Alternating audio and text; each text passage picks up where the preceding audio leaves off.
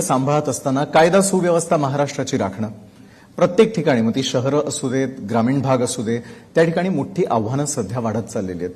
कारण गुन्हेगारीचं प्रमाण वाढतं, त्यावेळेला कठोर निर्णय घ्यावे लागतात. तुमच्या समोरची, तुमच्या खात्यासमोरची नेमकी आव्हानं काय आहेत? नाही, मला वाटतं आजच्या घडीला गृह विभागासमोर सर्वात मोठी आव्हानं कुठली असेल तर पहिलं म्हणजे एकतर सायबर क्राईम आणि ड्रग्सचे क्राईम. हो, ह्या दोन्ही गोष्टी कंट्रोलमध्ये आणण्याकरिता अर्थातच एफर्ट्स लागत आहेत आणि टायरलेसली एफर्ट लागतात, कंटिन्युअसली एफर्ट लागत आहेत. कारण ह्याची व्याप्ती फक्त महाराष्ट्रातच नाही किंवा भारतातच नाही, संबंध जगामध्ये ह्याची व्याप्ती वाढते. जेवढं आपण डिजिटलायझेशन वाढवतोय तेवढं सायबरचे क्राईम वाढतायत.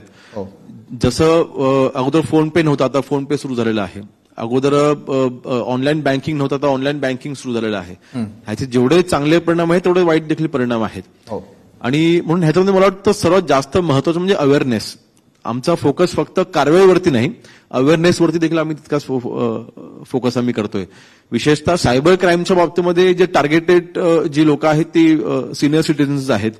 मग मुंबई पोलिसांनी एक स्पेशल कार्यक्रम हातामध्ये घेतलाय की पोलिसांच्याकडे असलेला जो काही सिनियर सिटीजनचा रेकॉर्ड आहे त्या प्रत्येक सिनियर सिटीजनच्या घरी जाऊन आम्ही त्यांना सगळ्या सायबर क्राईम कशा कशा पद्धतीने होतो ह्याचं आम्ही संबोधन करतोय आणि ते कम्युनिकेशन आम्ही वाढवतोय.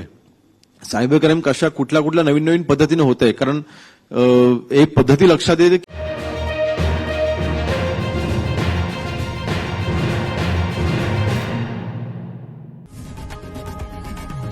लोकशाही मराठी ऐका, पहा, जागरूक रहा.